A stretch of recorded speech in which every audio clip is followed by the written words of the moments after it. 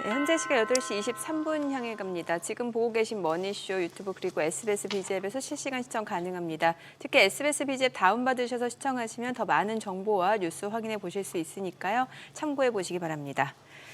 이제 간밤에 많은 분들이 좀 가슴 졸이면서 상황을 지켜보셨을 것 같은데 어젯밤 11시에 이제 비상계엄령이 갑작스럽게 선포가 되고 이제 간밤에 국회 이제 본회의에서 이제 계엄 해제 요구안 가결이 됐고 새벽 4시 한 반쯤에는 이제 계엄령이 해제가 됐죠. 네. 예. 그래요. 아마 어제 일찍 주무신 분들은 아침에 깜짝 놀라셨을 것 네네. 같고, 예. 또 10시 한 28분 정도로 예상되는데, 네네. 확인되는데 어제 예. 그때 이후 상황 때문에 또 밤잠을 설치신 우리 국민 여러분들 많으실 것 같은데요. 어쨌거나 이게 글로벌 증시도 글로벌 금융시장도 네. 흔들었네요. 어제 뉴욕 증시도 비상계엄령이 선포가 됐을 때 굉장히 출렁이는 모습이었거든요. 네, 그렇습니다. 예. 그때가 이제 미국 장이 열리기 전이었다 보니까 예. 지수선물이 급락을 하고 또 미국채 수익률이 급락하는, 즉 그래서 채권적으로 막 올라가는 모습이었습니다만 막상 개장 이후에는 또 안정을 찾았고요. 우리 환율이나 또 우리 아까 소개됐습니다만 우리 한국 관련 ETF 그 낙폭 원화 약세폭도 많이 이렇게 줄였습니다. 참 아쉽네요. 어제 외국인들이 모처럼 현선물에서 양시장 다 큰 매수세를 보여서 이게 어떤 추세적인 변화인가 아니면 외국인들이 정말 돌아오는 부분인가를 오늘 좀 확인할 수 있는 그런 날이었는데 또 오늘은 굉장히 또 노이즈가 심한 날이 돼서요. 그러게요. 변동성 확대는 좀 불가피하지 않을까라는 생각이 들고 또 환율 시장도 네, 보셔야 그러네요. 될 것 같아요. 오늘 아마 국회를 비롯해서 이 후폭풍은 상당할 것 같고 우리 또 국민 여론도 굉장히 갈리겠죠. 그런 그렇죠. 상황입니다. 한번 또 시장에 계신 분들도 만만치 않게 또 이렇게 개장을 앞두고 있는 것 같습니다. 네, 저희 바로 모셔보도록 하겠습니다. 오늘 유한타증권 글로벌 자산 배분 본부 유동훈 본부장님 함께합니다. 어서 오세요. 어서 오세요, 본부장님. 안녕하십니까. 오랜만에 나오셨습니다. 네, 안녕하십니까. 어떻게 제대로 못 주무셨나 피곤해 보이시네요. 네. 제가 미국과 컨퍼런스 콜 하고 있는데 네. 어제 그 갑자기, 상황이 예. 벌어져가지고. 정신이 하나도 없었습니다. 네. 미국에서도 어떻게 반응이 어떻던가요? 좀 그 순간에 뭐 통화 중에 반응이요? 예. 굉장히 상당히 놀랬죠. 뭐. 놀라고 당황스러워. 그냥 뭐 제가 거기서 나왔던 코멘트를 다 얘기하기엔 좀 그렇고요. 네. 아무튼 좀 힘들었습니다. 제가 개인적으로. 예, 힘든 밤을 보내셨구나. 네. 지금 미국 장이 미국 장 한번 점검 한번 해주시죠. 오랜만에 출연하셨는데 네. 계속 잘 나가고 있는데 네. 그 안에서는 뭐 굉장한 잔잔한 어떤 로테이션이 계속 이루어지고 있습니다. 네. 이제 좀 연말이 다 되어 가죠. 그래서 최근에 미국 증시가 어떻게 흘러갔는지 그리고 아무래도 이제 상대적으로 지금 미국 증시가 한국 증시보다 훨씬 너무나 좋다 보니까 올 한 해 어떤 이 전체적인 흐름을 좀 잘 이해를 하셔야 될 것 같은데요. 지금 보시면은 미국 증시가 올 한 해만 S&P 500 기준으로 거의 27% 이상 상승을 했고요. 네. 그리고 아마도 지금 나스닥으로 계산하시면 네. 조금 있으면 30% 이상 상승하는 장이 나올 것 같습니다. 연말까지 하면. 그러니까 정말 큰 폭의 상승장이죠. 엄청나죠. 예, 네. 근데 이제 이거를 여기에 지금 나와 있는 숫자를 한번 보시면은 그 2023년에도 기억하시는지 모르겠지만 S&P 500이 자그마치 26%나 상승을 했습니다. 그러니까 다음 페이지를 좀 넘겨주시면은요. 지금 보시면 저기 나와 있듯이 2023년 26%, 2024년 27% 이상 이렇게 지금 나오고 있는 겁니다. 그래서 이렇게 2년 연속으로 25% 이상 상승한 적은 뭐 거의 별로 많지 않고요. 사실 20% 초과 달성한 2년 연속 기간은 전체적으로 1950년대부터 지금까지로 계산했었을 때 몇 번이 있었냐면 8번이 있었습니다. 예. 그 중에 8번 중에서 6번이 상승을 했고 2번만 하락을 했어요. 그 다음 해가. 근데 이제 사실 보면 상당히 여러 번이 언제냐면요. 저기 나와 있듯이 95년부터 99년이에요. 예, 보시면 95년부터 99년, 2000년까지 계속 상승을 하는 장이 나왔기 때문에 2년 뒤에 그 다음 해가 올라간 것처럼 보이는 겁니다. 그러니까 사실 이번이 굉장히 예로 따지자면 비슷한 모습을 보여주는 시기가 1995년부터 2000년이다. 근데 기억하시는지 모르겠지만 제가 1995년에서 2000년이 어떤 사이클이고 지금 제가 많이 비교를 하고 있다라고 과거에도 여러 번 말씀을 드렸었는데 네. 그때가 인터넷 사이클입니다. 네. 근데 지금이 뭐냐면 AI 사이클입니다. AI 사이클이고. 그래서 네. 그때 인터넷 사이클은 5년 연속으로 갔었는데 네. 이번 이 AI 사이클은 몇 년 갈지 정확하게 모르기 때문에 내년도에 대해서 많이들 좀 의견이 분분할 수가 있다라고 말씀을 드리겠고요. 또 더 나아가서 이제 그냥 지금 대선의 해니까 월별 기준으로 좀 한번 보시죠. 어떤 모습이 미국 증시가 보였냐면 과거에 11월 달이 상당히 가장 높은 수익률을 보여주는 달이에요. 차트를 좀 올려주시면은요. 평균적으로 2% 정도 상승을 합니다. 근데 지난 11월 달에 미국 증시가 가장 좋은 달이었어요. 얼마나 상승했냐면 5% 이상 상승했습니다. 그러니까 대선 월간 실적이 비슷한 그런 모습을 보였는데 그 폭이 훨씬 더 컸다라는 거죠. 맞죠? 왜냐하면 평균적으로 대선의 해 12% 정도 올라가는데 지금 벌써 26%, 27% 올라가고 있으니 그거에 두세 배 정도 될 거라는 거죠. 그렇다면 중요한 거는 12월 달이 어떨 거냐는 겁니다.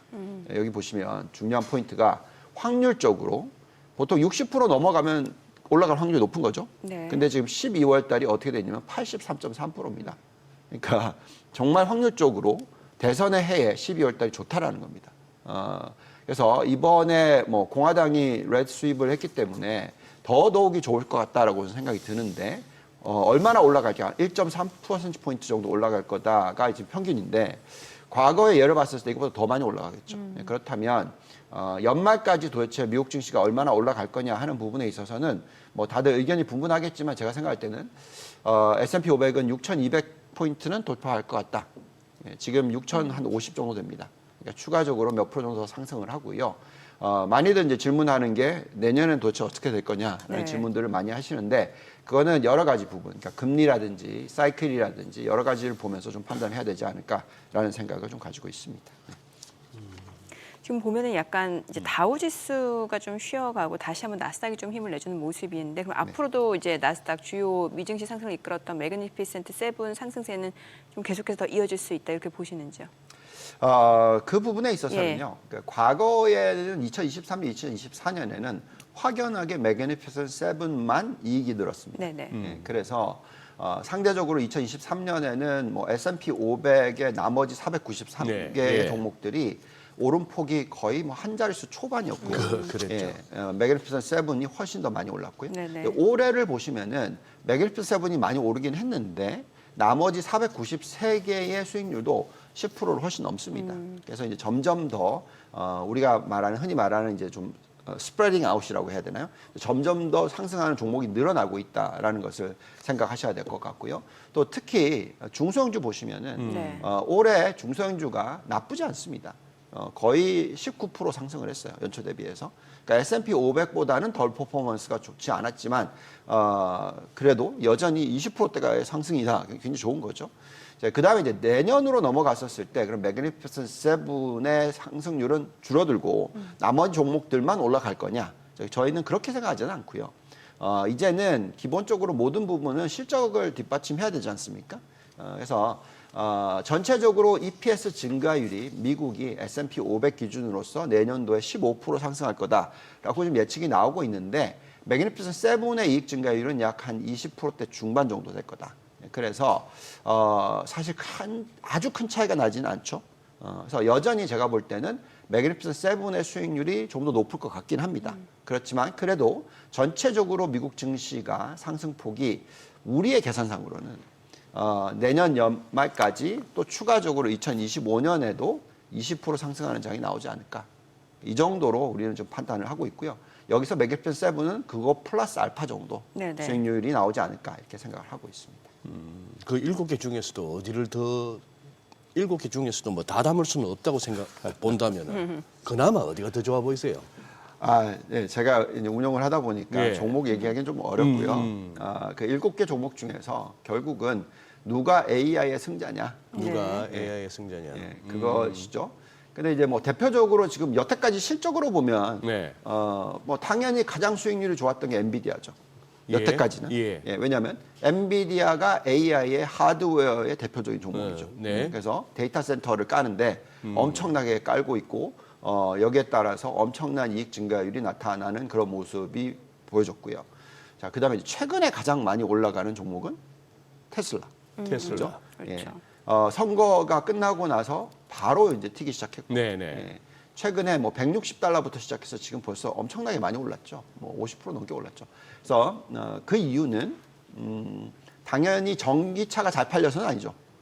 그러니까. 결국은 예, 이제 AI의 이번에는 소프트웨어 쪽, 그러니까 FSD라든지 앞으로 미래지향적인 어떤 산업에 대해서의 기대치가 만들어지고 있는 것이죠. 그래서 모르겠습니다. 누가 승자가 될지 직접적으로 말씀드리긴 좀 그렇고, 어쨌든 지금 현재 시점에서는 매그니피센트 세븐도 그렇고 전체적인 글로벌 아니 미국의 업종들 종목들도 그렇고 네. AI 관련돼서의 승자들의 상승이 돋보일 거다. 네네. 제가 아까 방송 시작하기 전에 한 종목 말씀드렸잖아요. 예. 종목 얘기는 못하지만 그게 AI 광고 회사거든요. 네네. 예, 어제 거의 뭐 7% 폭등하는 모습 보여주는 등 결국은 이제 AI를 가지고 어떠한 이익을 벌어들이느냐, 이게 굉장히 중요할 것 같다라는 말씀을 드리겠습니다. 아니 네네. 뭐 저기 우리 방송은 유난히 이제 패널 분들이 네. 어떤 특정 종목을 갖다가 언급하는 데 따른 어떤 오해의 소지가 있어서 그거 하시는데 우리 시청자분들 그냥 궁금하실 것 같아요. 어떤 종목인데 또 한번 그래야 아니 그래야 우리가 이런 종목도 있었고 공부를 하죠. 네, 말씀드릴 수는 없고요. 왜냐하면 제가 투자를 하고 있는 종목은 그래 갖고 방송에서 계신 얘기를 할 수가 종목이라서. 없습니다. 아니 지금 메타는 네. M7 중에서 최근 들어서 갑자기 사실이 메타는 좀 그런 부분이 있었거든요. 정치적인 변수로 저커버그가 워낙에 2020년 지난번 대선 과정에서 너무 이제 반트럼프적인 행보를 갖다 보이면서 네. 이번에는 진짜 트럼프 당선 확정 이전부터 저커버그가 확 수그리고 들어가는 모습을 보이면서 대응은 잘하고 있습니다만 여기서 원전 에너지를 개발한다고요? 이건 무슨 소식이죠, 이거? 메타하고 안 어울리는 소식 같은데?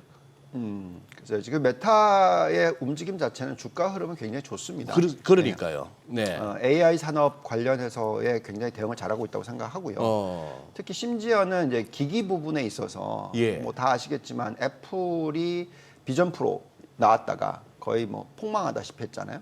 예. 그랬죠. 네. 반면에 이제 그 메타가 갖고 나오고 있는 이 글라스라고 하죠, 안경, 이게 굉장히 뭐 앞으로 쓸 수 있는 확률이 높다라는 얘기까지 나오고 있고요. 네. 그래서 결국은 이번 이 AI 사이클에서 잘 대응을 하고 있다라는 의견이 나옵니다. 자, 근데 이제 제가 뭐 여기 보시면 뭐 전 세계 바다에 해저학 광캡을 설치한다는 등 여러 가지 부분을 놓고 보면은 미래지향적으로 가려고 노력은 하고 있는데. 예. 약간 테슬라에 좀 못 미치죠.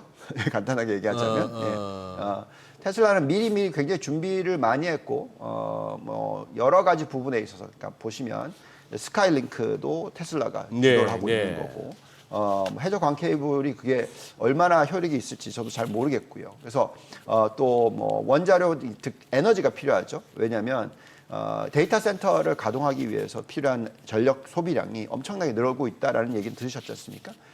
그리고 앞으로 이게 기하급수적으로 연산 능력이 높아질수록 데이터 센터의 필요 그 강도가 높아지니까 네. 또 전력 소비량도 늘어날 거다라고 얘기를 하고 있어서 여기에 대한 어떤 그 투자 포인트를 좀 찾고 있는 것 같습니다. 근데 저는 이 부분에 있어서는 좀 조심스러운 게요. 예. 이 AI 칩이라는 게 예. 그만큼 이제 가동 속도가 빨라질수록 전력 소비량은 줄겠죠. 예. 예를 들면서 속도가 1이던 게 10으로 가면 전력 소비량은 똑같으면 사실은 실질적으로 물론 전력 소비량도 늘어나겠지만 지금 AI의 발전 속도가 훨씬 더 빠르겠죠. 네네네. 그래서 제가 생각할 때는 직접적으로 그걸 가지고 서비스를 만드는 종목들의 투자가 더 중요하지 AI 관련된 전력 소비량의 확대에 따른 전력 관련주들에 대한 투자를 늘리는 전략은 제가 볼 때는 그렇게 매력이 있다라고 생각하진 않습니다. 자, 그 부분을 제가 차트를 하나 뭐 봤던 게 있는데요. 한번 보시죠. 이게 최근에 흐름을 놓고 말씀을 드리는 차트인데요. 여기 보시면은 돈이 빠져나가는 쪽이 어디죠? 보시면 맨 밑에 보시면 유틸리티와 에너지입니다. 예, 최근에. 예, 그러네요. 그죠? 유틸리티와 에너지가 뭐냐면 이게 이제 AI 관련돼서 전력 소비량이 늘어날 거기 때문에 관련해서의 자금이 많이 들어갔던 최근 종목들이었는데 최근 지금 뭐 몇 주간 4주 동안으로 보시면은 자금이 빠져나가기 시작했어요. 그래서 이미 사람들이 인식을 하고 있는 것 같습니다. 네. 예, 여기서 이제 또 한 가지 더 나오는 거는 여기 보시면 이제 이머징 마켓 대시라고 해서 신흥국 부채 네네. 자금이 빠져나가고 있습니다. 이 부분에 있어서도 좀 예민하게 반응하셔야 될 것 같고요. 제가 볼 때는 글쎄요, 메타에 대해서 관심은 가지고 있는데 메타가 그렇게 매력이 있느냐 하는 부분에 있어서는 매그니피센트 세븐 안에서 안에서 약간의 저는 좀 무슨 말씀인지 알겠네요. 예. 퀘스천 마크를 가지고 있습니다. 아니 지금 어제도 뭐 그 밤중에 그 난리통에 컨퍼런스 콜 뉴욕하고 하셨다는데 혹시 이런저런 대화 중에 최근에 이제 가상화폐 쪽의 급등 그 관련해서는 혹시 뭐 대화 나눠 보신 게 있습니까? 그쪽이 월가에서는 어떻게 봐요? 좋게 보죠. 좋게 본다. 네, 좋게 보죠. 지금의 현재 그 가상자산 시장의 흐름은도 그만큼 어떤 충분한 리저너블하다. 예, 그 부분에 있어서는 이제 의견이 분분할 텐데. 분분한데. 네. 그 뭐 아시겠지만 뭐 올해 시장을 잘 맞췄다고 많이들 인정하는 사람이 한 분이 계신데, 예, 그분이 얼마까지 불렀냐면, 네. 25만 불까지 불렀지 않습니까?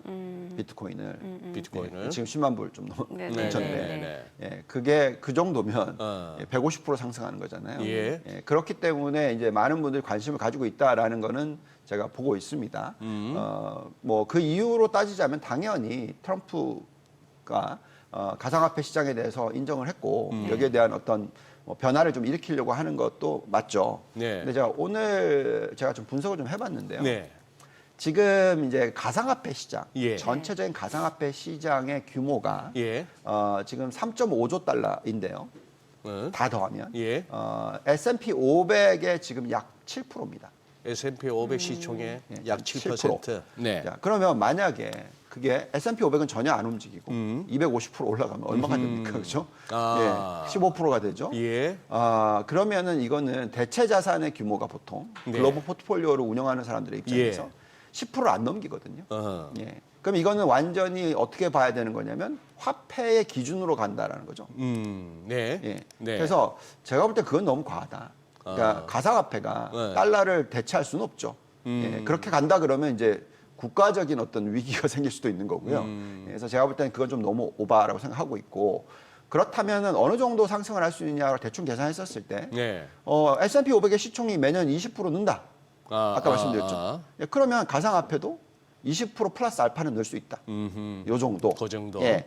예, 너무 좀 과하게 뭐 아시겠지만 캐시우드는 10배 간다 뭐 이렇게 얘기하잖아요. 10배 가면은 S&P 500 시총의 60%가 되는 겁니까? 70%가 되는 겁니까? 그건 좀, 네, 아무튼 제가 네, 볼 때, 네, 뭐 또 이런 분들은 이렇게 얘기하십니다. 또 지금 금의 시가총액이 얼마니까 가상화폐가 금의 시가총액으로 갔었을 때 몇 배 될 거다. 그런 식으로. 그거는 그렇다면은 금은 하나도 안 들고 있고 가상화폐만 들고 있어야죠. 근데 나이 드신 분들이 가상화폐를 들고 있지 않겠죠. 그래서 제가 볼 때는 상대적인 거니까 가상화폐에 대해서 제가 싫어한다는 얘기가 아니고 좋아하는 편이고 미국에서도 이게 앞으로 대체 자산으로서 완전히 자리를 매김할 거다라고 인정은 하고 있지만 네. 얼마나 올라갈 거냐에 있어서는 좀 조심스럽게 뭐 그때 1년에 20% 30% 수익률이 나쁜 거 아니잖아요. 예, 충분히 관심 가지실 만한 그런 자산군이다라고 저희는 생각하고 있습니다. 어쨌거나 그 비상계엄 선포 소식에 비트코인 가격 흔들리는 거 보니까 이거 그러네요. 지금 잠시 화면에 나왔습니다만 이거 오늘 개장 이후에 어떤 흐름이 나올지 진짜 참 지금 어떻게 도저히 감이 잡히지 않는 날이네요. 네. 뚜껑 열어봐야죠 뭐. 예. 예. 예. 사실 두렵긴 하죠. 두렵긴 하다.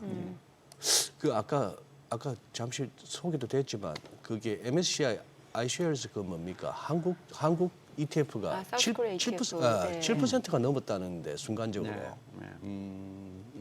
아니 환율이 440원 근처 갔다 그러면 그것도 47원까지 갔던가. 네. 저기는요. 이제 미국 연착륙, 경착륙 이제 논란 그냥 끝났습니까? 미국은 이제 경착륙 같은 거 없다. 네. 그러니까 노랜딩 가까이라고 노랜딩까지도. 지금 거의 지금 그렇게 보고 있는 것 같고요. 네. 당연히 금리를 급격하게 내려줄 필요가 없다라는 시나리오대로 가고 있고요. 그렇기 때문에 뭐 어떻게 보면 달러가 약세로 가지를 않고 오히려 최근에 좀 강세로 갔죠.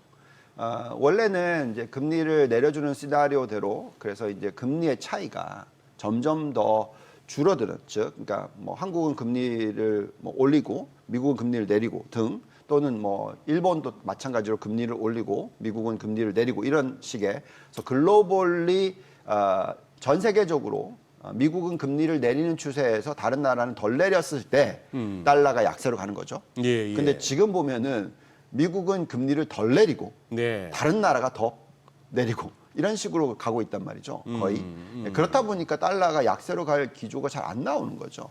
예, 그렇다 보니까 이렇게 되면은 어쨌든 미국만 좋은 시장의 시대가 또 내년에도 일어날 가능성이 상당히 높다. 저는 그렇게 생각합니다. 물론 뭐 다른 분들의 의견은 분분하실 수 있겠지만 근데 제가 들여다보는 지표들을 자꾸 보고 있으면은 그게 점점 더 확대되고 있지 오히려 줄어들고 있지 않아요. 즉 경제 성장률이나 뭐 또는 뭐 여러 가지 지표들을 놓고 봤었을 때 미국이 정말 탄탄하고요. 다른 국가들은 지금 많이 힘듭니다. 예, 그래서 예. 그런 것들을 자꾸 보게 되고 또 트럼프가 워낙 또 미국만을 위한 정책을 펴겠다는 얘기를 많이 하다 보니까 우리도 지금 가장 많이 걱정해야 되는 게 우리가 지금 무역 수지 흑자 규모가 60조가 원 넘는데 그죠?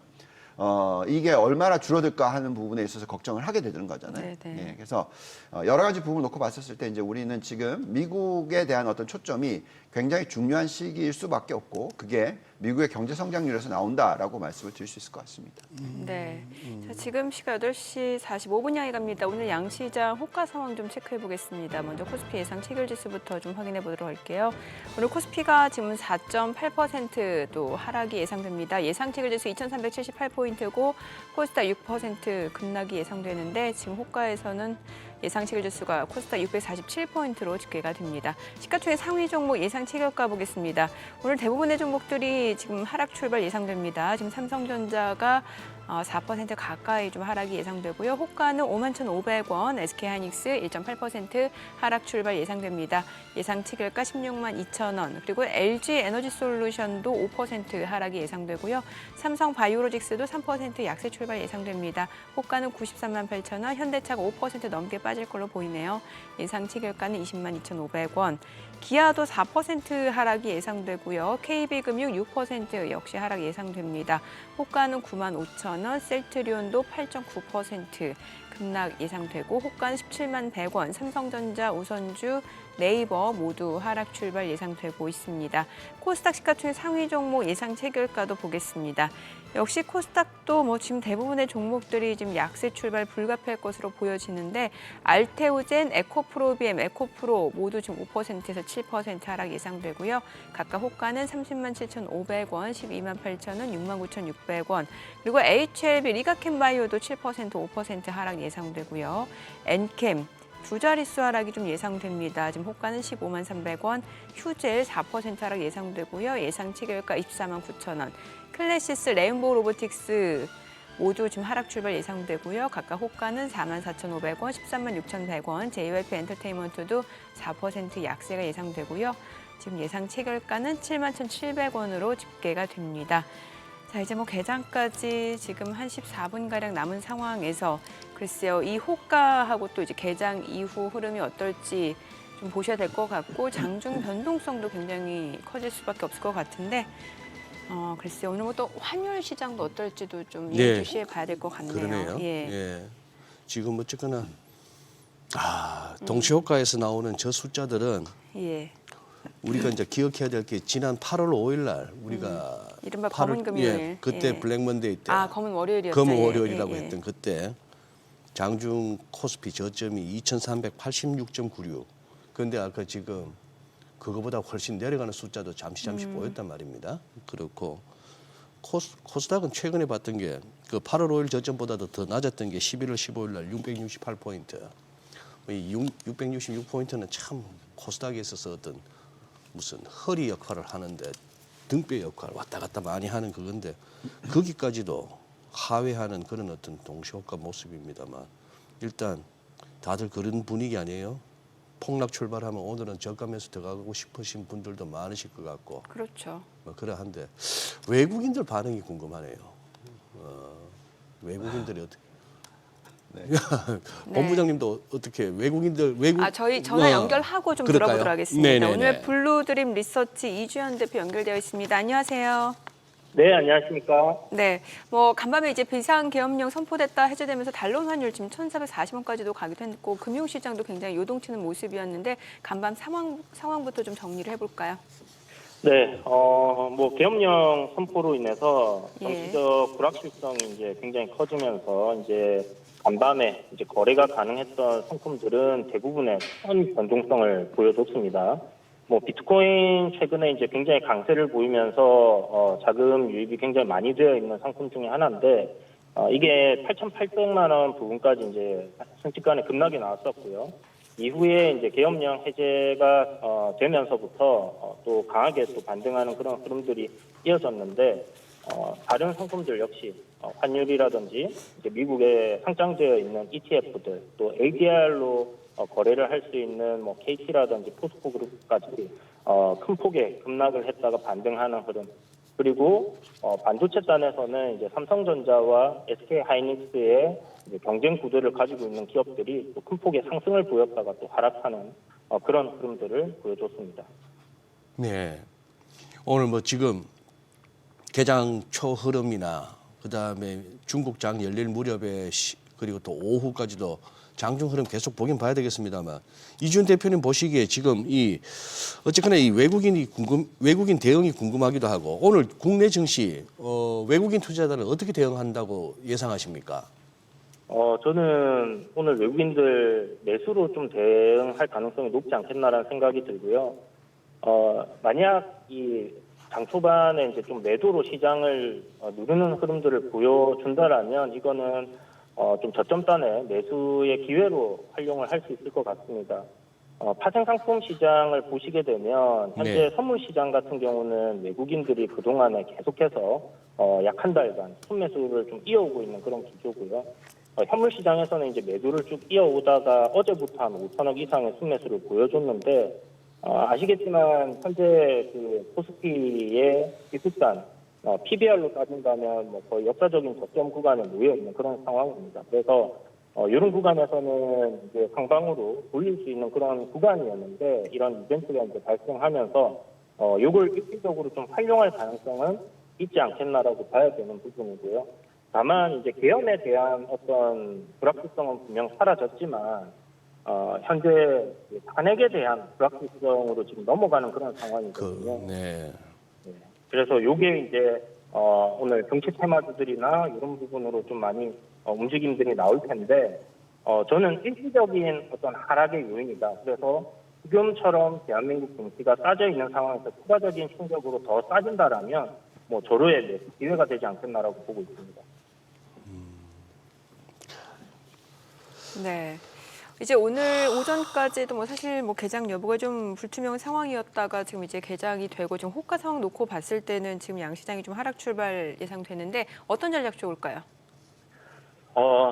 좀 전에 이제 말씀드렸다시피 그 탄핵 지금 이제 진행을 국회에서 한다라는 얘기가 있기 때문에 이와 관련된 정치 테마주들이 오늘 굉장히 큰 폭의 상승을 보일 가능성이 높고 대부분의 자금들이 이제 그쪽으로 좀 쏠림 현상이 발생할 수 있기 때문에 장 초반에는 다른 종목들 같은 경우에는 지지부진한 흐름들이 보이거나 조정을 받을 가능성은 있다라고 생각이 듭니다. 그렇지만 이거는 어디까지나 외부적인 요인이라고 생각을 하셔야지 기업의 펀더멘탈이 바뀐 것은 아니기 때문에 네네. 어떤 추세적인 상승 흐름을 보이고 있거나 바닥이 충분히 싼 가격장까지 내려와 있는 기업들 같은 경우는 이런 이벤트를 활용해서 추가 매수를 했을 경우에는 단기간에 또 괜찮은 수익들을 봤던 역사적인 데이터들이 있기 때문에 오늘 시장에 대해서 너무 겁먹어서 이런 걸로 이제 셀로 이렇게 대응하시기보다는 매수의 관점으로 접근을 하시고 만약 현금이 없어서 매수를 못 하신다고 하신다면 요거는 일시적인 악재로서 지나갈 거기 때문에 한번 그냥 잘 기다려 보시는 게 네네. 중요한 그런 포인트가 될 것 같습니다. 네, 오늘 내용 잘 들었습니다. 고맙습니다. 네, 감사합니다. 네. 문제는 이게 설마 아까 보였던 마이너스 5%, 6%는 아니겠습니다만 이 2%, 3%만 빠지면서 시작을 해도 이거 마진콜 못 채우신 분들은 이것도 반대 매매가 좀 나올 수가 있는 거죠. 야, 그래. 이건 진짜 참 뭐랄까 마른 하늘에 날벼락 같은 그런 그걸 당하는 케이스가 되겠습니다. 그리고 지금 이주연 대표도 말씀하셨지만 계엄 불확실성은 해소됐다 하더라도 이게 이제 또 탄핵 전국으로 넘어가겠네요.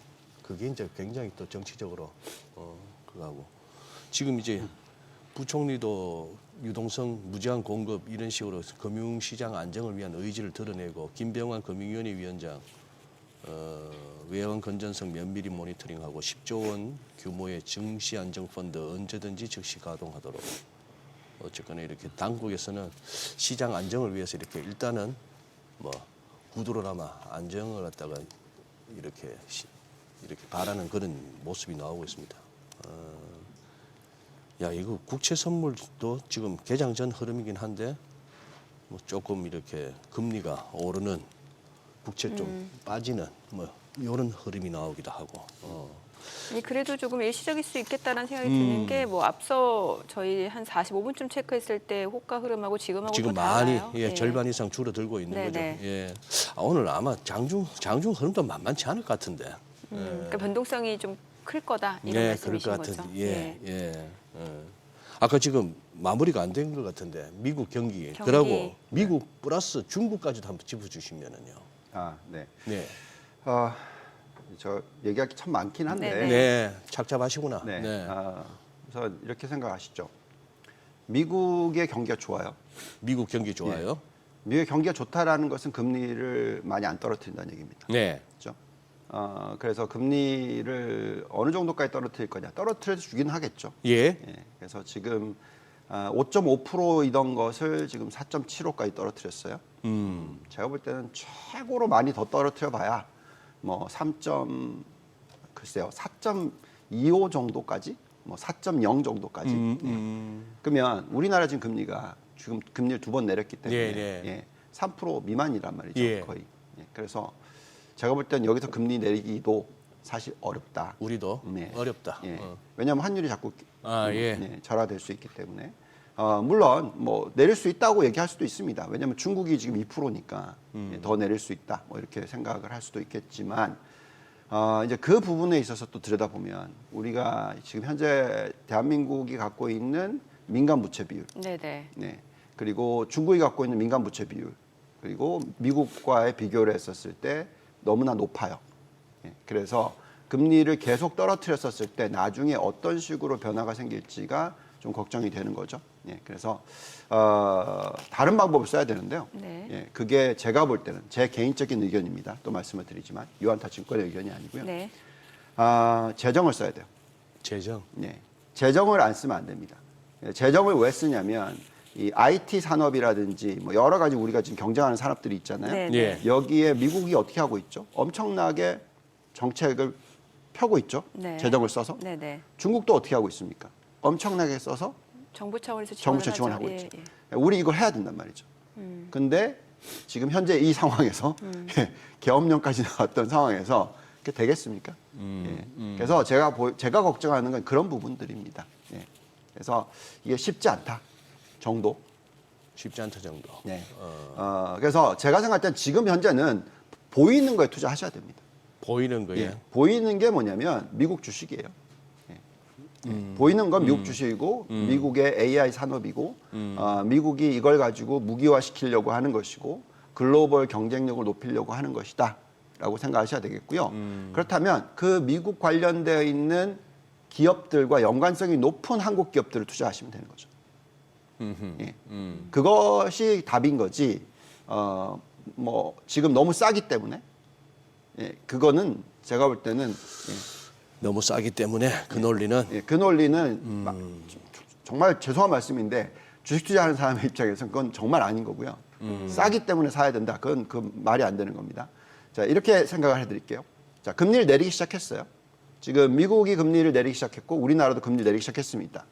보통 금리를 내리기 시작하면은 시장을 사는 게 맞아요. 왜냐하면 네, 예. 금리를 내리면은 당연히 우리가 모든 밸류에이션을 구할 때 예. 가치가 높아지죠. 예. 네. 그죠? 워런 버핏이 항상 한 얘기가 이게 금리는 중력 같아서 예. 금리를 내려주면은 주가는 올라가고 예. 금리를 올리면 주가는 내려가고 이렇게 얘기를 한단 말이죠. 그래서 금리를 내려주기 때문에 주가가 올라갈 수 있는 힘이 생기는데 여기서 가장 중요한 포인트는 뭐냐면요. 경기가 어떻게 되냐. 경기가. 금리를 내리기 시작해서 연착륙에 성공을 하고 그리고 경기가 급락을 하거나 뭐 어떤 위기에 안 봉착하면 네. 주가는 많이 올라요. 근데 금리를 내리기 시작하면서 1년 안에 2년 안에 경기 침체가 오잖아요. 예. 그럼 주가 엄청나게 많이 빠집니다. 그래서 미국을 보고 있으면은 금리를 내리기 시작했는데 네. 경기 침체 안 올 것 같거든요. 예. 올 가능성이 거의 저는 희박하다고 보는데 최근에 한국의 금리를 내리는 거를 보고 있으면 예. 네. 다들 경기 침체에 대한 두려움이 정말 많죠. 그래서 금리 인하 다음 날 우리는 오히려 장이 빠졌죠. 네. 그런 부분들을 좀 잘 생각하시면서 투자의 어떤 전략을 세우셨으면 좋겠고요. 그렇다면 네. 본부장님 어제는 그 9일 이직 보고서 나왔는데 미국 고용 시장 나쁘지 않고 이번 주말도 나오고 하는데 설령 고용 시장이 좋아서 12월에 금리를 갖다가 뭐 안 내리고 연준이 넘어간다 하더라도 그것 때문에 뉴욕장이 흔들릴 그거는 넘어갔네요. 맞습니다. 그런 분위기는 아니네요 맞습니다. 자, 이미 벌써 네. 한번 보시면 그 CME 패드워치에서 정책 예상 시나리오가 지금 나오고 있잖아요. 어쨌든 간에 한 번 내리고 나면 동결입니다, 계속. 만약 12월 달에 내리면 동결이고요. 네. 그 다음부터는. 그리고 예. 그러니까 내리는 속도를 한번 보시면 지금 어떻게 예측이 되고 있죠? 앞으로 3번.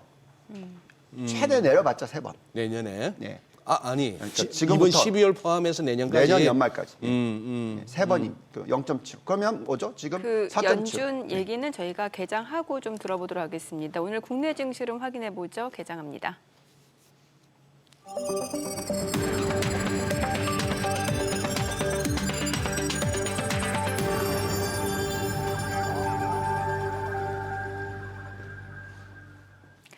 네, 12월 4일 수요일 국내 증시 개장했습니다. 어제 코스피 코스닥 양시장 또 모처럼 오랜만에 이제 외국인이 현선물 동시 순매수를 나타내면서 시장 상승을 이끄는 모습이었는데 간밤에는 이제 윤 대통령의 비상계엄령 선포 그리고 그 이후 해제까지 굉장히 큰 변동성을 야기할 수 있는 그런 소식들이 있었습니다.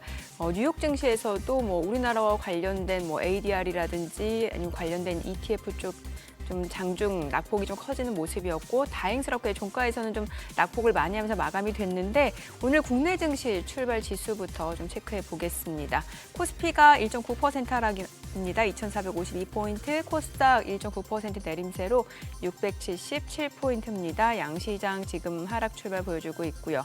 시가총액 상위 종목 시초가 보도록 하겠습니다.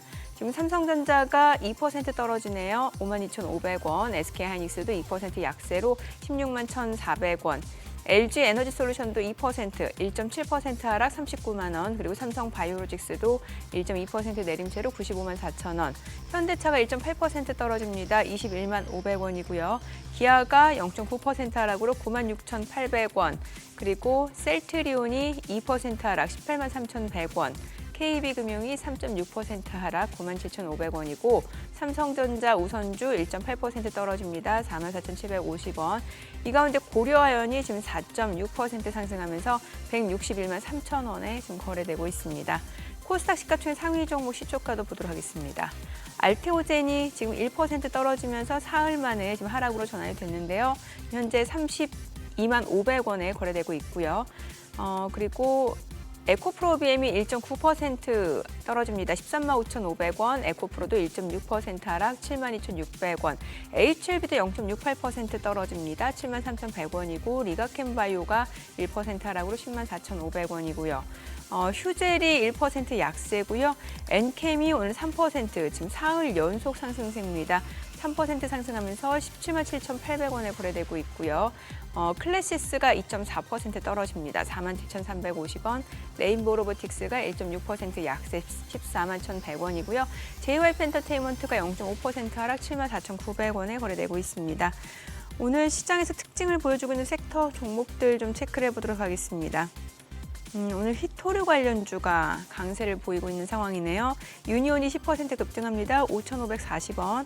그리고 유니온 머티리얼도 7% 상승하네요. 지금 2,510원. 동국 RNS가 2.3% 상승 2,670원이고요. 대원화성 5.78% 강세로 1,176원. 노바텍도 1% 상승 중이고요. 그밖에 그린 리소스 티플렉스가 4%에서 3% 가까이 올라갑니다. 각각 13,340원, 그리고 티플렉스 3,145원이고요. 그리고 뭐 동국 RNS 다 지금 상승 보여주고 있는 상황이네요.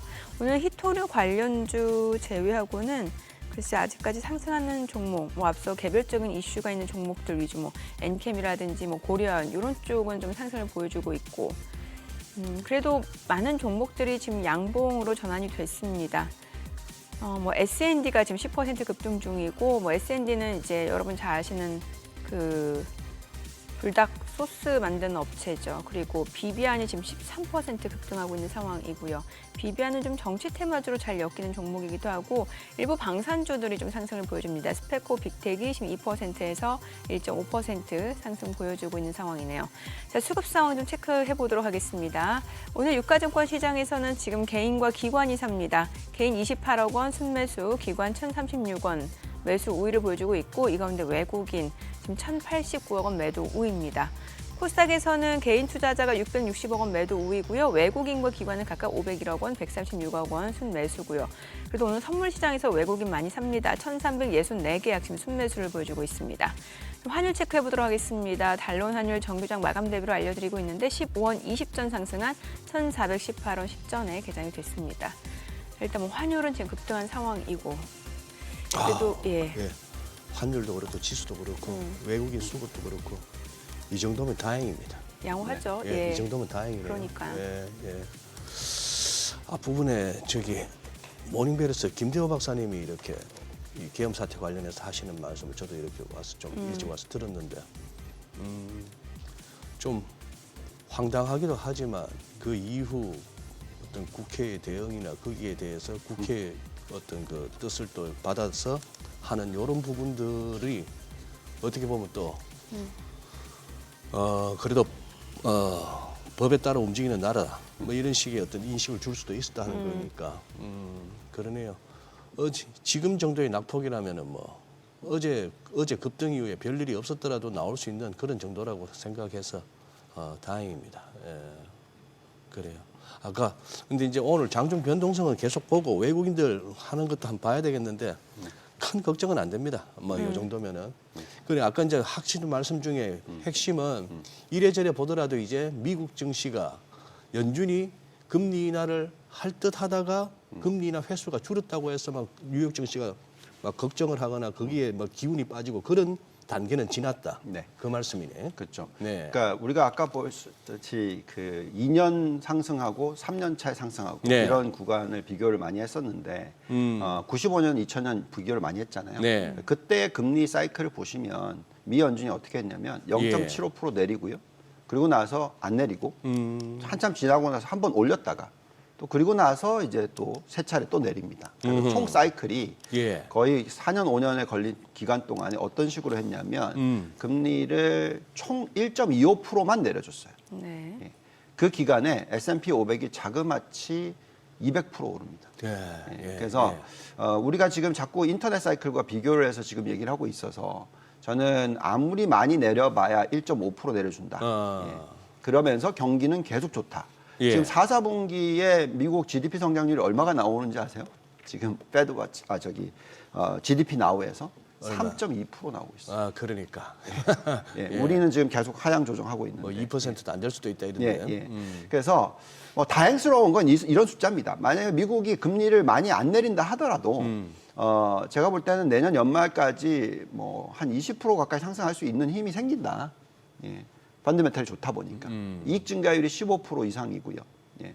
그리고 경제 성장률은 거의 뭐 2%대 중반 이상, 3% 가까이 나오는 그런 내년이 된다라고 생각하신다면 당연히 미국 증시가 괜찮을 거고, 중요한 거는 미국 경기가 좋았을 때 우리나라 기업들이 수혜를 받는 기업들이 당연히 있겠죠. 예. 여기서 또 환율까지 절하가 되니 예.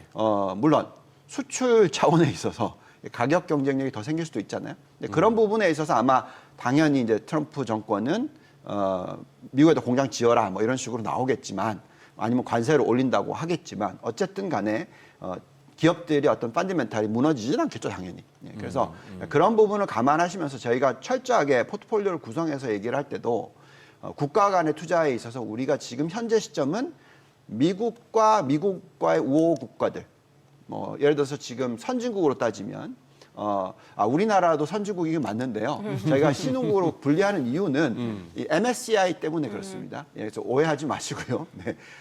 선진국으로 지금 들어가 있는 국가들 중에서는 그냥 미국과 일본에만 투자해라. 네. 예, 그리고 어느 정도 투자하냐면 전체 포트폴리오 80%, 특히 미국 75%이고요.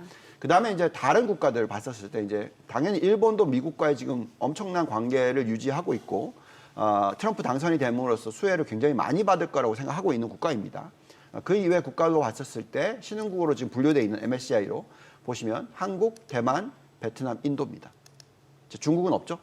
네. 예. 그래서 철저하게 미국과의 연관성이 높은 기업들, 예, 그쪽에 투자를 하시는 전략이 맞다. 예, 그리고 지금 한국, 대만, 베트남, 인도가 다 어떻게 보면 이제 이 AI 사이클에 있어서 미국과의 관계가 좋고, 앞으로 계속해서 어떤 수출이라든지 아니면 미국의 어떤 생산 기지를 만든다든지 등등으로서 계속 관계를 높여갈 수 있기 때문에 우리가 생각할 땐 지금은 그런 식으로 좀 투자를 하시면 좋겠고요.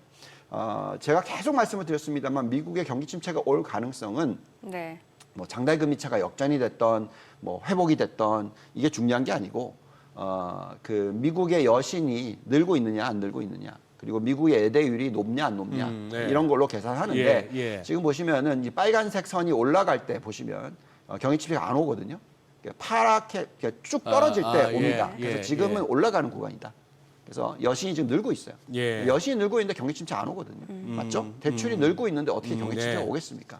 예, 그런 가운데서 지금 예대율도 겨우 뭐 70%대니까 과거에 어떤 금융위기가 터졌었을 때의 100% 수준하고는 거리가 멀어요. 그래서 이런 여러 가지 부분을 놓고 봤었을 때 결국은 미국이 지금 전 세계를 이끌어가고 있고, 또 그 이끌어가는 방법 중에서 가장 중요한 핵심이 AI다. 네. 예, 이거를 항상 생각하시면서 투자를 하시는 게 맞다 말씀드리고 있습니다. 네. 자, 그럼 섹터별 자산별로도 좀 포트폴리오를 세워볼까요?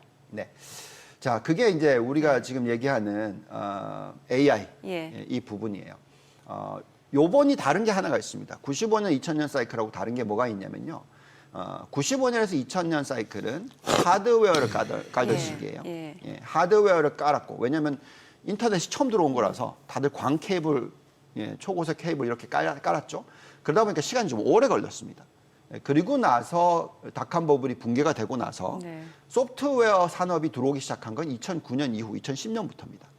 그래서 소프트웨어 뭐 다 아시겠지만 뭐 아마존, 구글 뭐 다 보시면은 네. 이게 이제 소프트웨어 인터넷을 이용한 서비스를 만들어낸 기업들이잖아요. 예. 페이스북도 그렇고요. 예. 그런 기업들의 주가가 엄청나게 튀었던 시기가 2009년 이후에 2010년부터 2020년 요 사이란 말이죠. 그 사이클이었다면 이번 AI 사이클은 두 개가 동시다발적으로 들어오고 있다. 그러니까 하드웨어를 깔고 소프트웨어도 같이 늘고 있다라고 생각하시면 됩니다. 왜 그러냐면 지금 데이터 센터를 까는 게 하드웨어거든요. 네. 근데 데이터 센터는 광 케이블을 깔는 게 아니잖아요. 그러니까 그냥 데이터 센터를 만들면 됩니다. 네네. 그리고 그걸 연결시키는 게 스카이링크가 있는 거죠. 예. 예. 그래서 속도가 빨라지는 것이고, 그 속도가 빨라짐으로 인해서 엄청난 생산성이 높아진다는 거죠. 그러니까 그걸 이용을 해서 서비스를 만들어낸다는 겁니다. 그게 가장 먼저 할 국가가 미국이라는 거죠.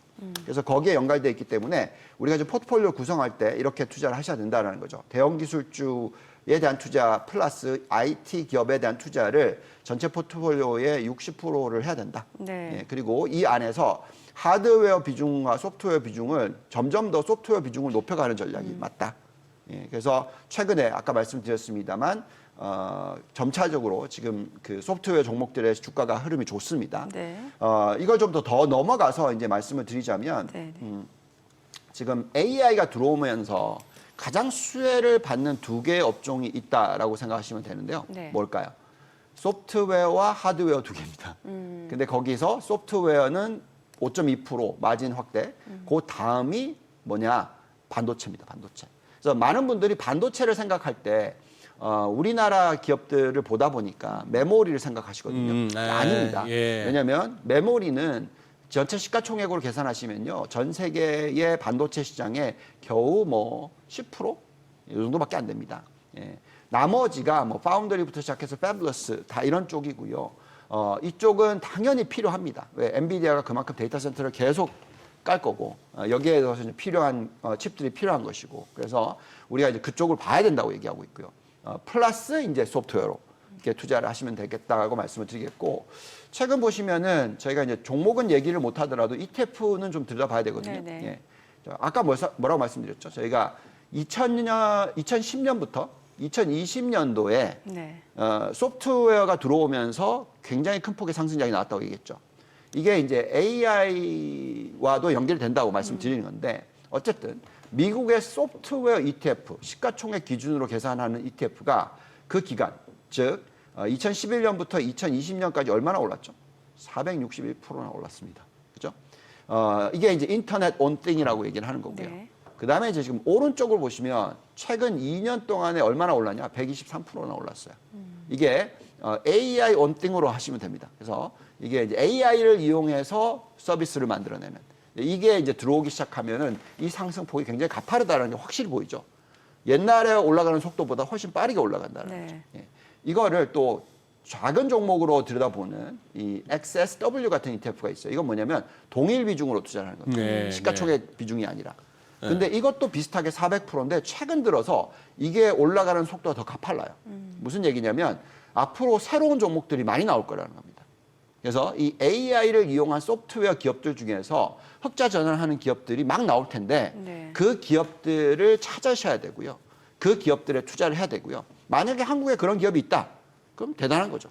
그런 기업들을 찾아보시는 게 상당히 중요한 그런 타이밍이지 않을까라는 생각을 가지게 됩니다. 네. 오늘 내용 잘 들었습니다. 고맙습니다. 감사합니다.